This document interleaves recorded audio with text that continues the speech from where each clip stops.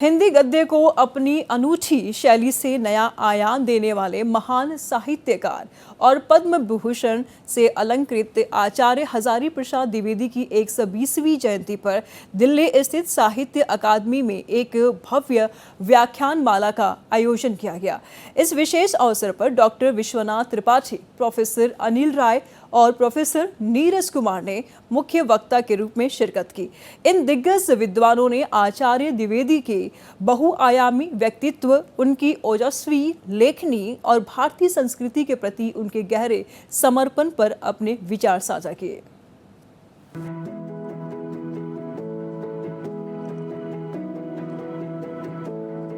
दिल्ली में साहित्य अकादमी में ऐतिहासिक उपन्यासों के अप्रतिम सर्जक डॉक्टर हजारी प्रसाद द्विवेदी की स्मृति में एक विशिष्ट व्याख्यान आयोजित किया गया। इसका केंद्रीय विषय हजारी प्रसाद द्विवेदी के ऐतिहासिक गल्प में कल्प सृष्टि था। इस सत्र में मुख्य रूप से इस बात पर प्रकाश डाला गया कि कैसे उन्होंने अपनी कहानियों और उपन्यासों में कल्पना के माध्यम से एक नया और जीवन संसार रचकर इतिहास को पुनर्जीवित किया। देखिए, ये जो कार्यक्रम है, जैसे मैंने बताया कि मुझे जो यूनिवर्सिटी के सारे दिग्गज लोग हैं, जो पुराने हैं, नए हैं, आने वाले लोग हैं, उन लोगों का सहयोग मिल रहा है और उसी के बलबूते पे हम द्विवेदी जी उनके साहित्य पर चर्चा कर पा रहे हैं और आगे भी करते रहेंगे।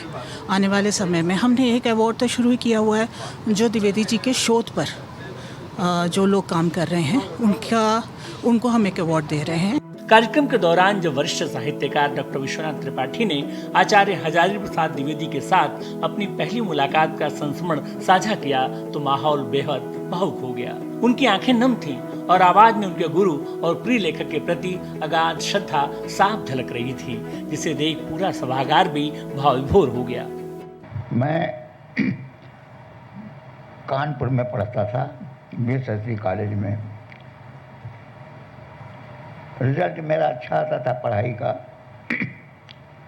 तो वहाँ नहीं अच्छा आया तो निराश होकर मैं फौरन पता नहीं किस योग से,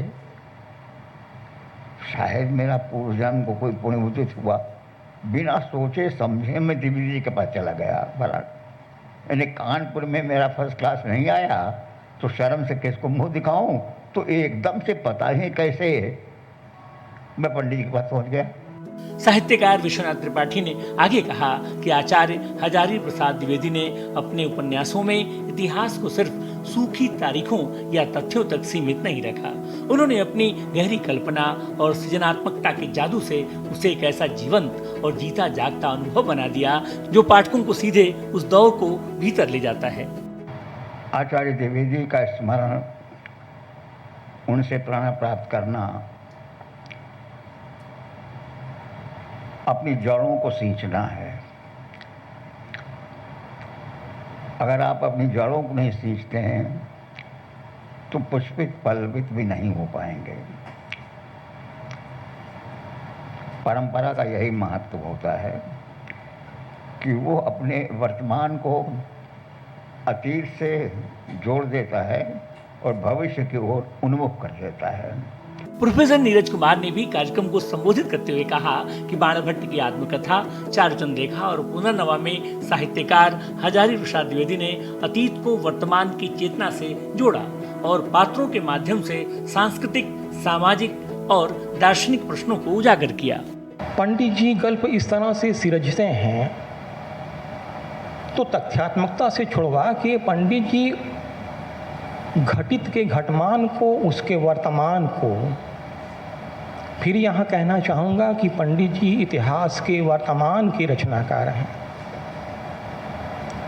लेकिन कंफ्यूज नहीं होइएगा, अपने वर्तमान से कभी भी वो अलग नहीं होते हैं। आगे चल के बात करूँगा।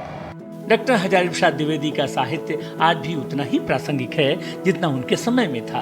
उन्होंने इतिहास और कल्पना के संगम से हिंदी साहित्य को जो ऊंचाई दी, वो आने वाली पीढ़ियों के लिए प्रेरणा स्रोत बनी रहेंगी। भारत एक्सप्रेस के लिए ब्यूरो रिपोर्ट के साथ कोमल शर्मा की रिपोर्ट।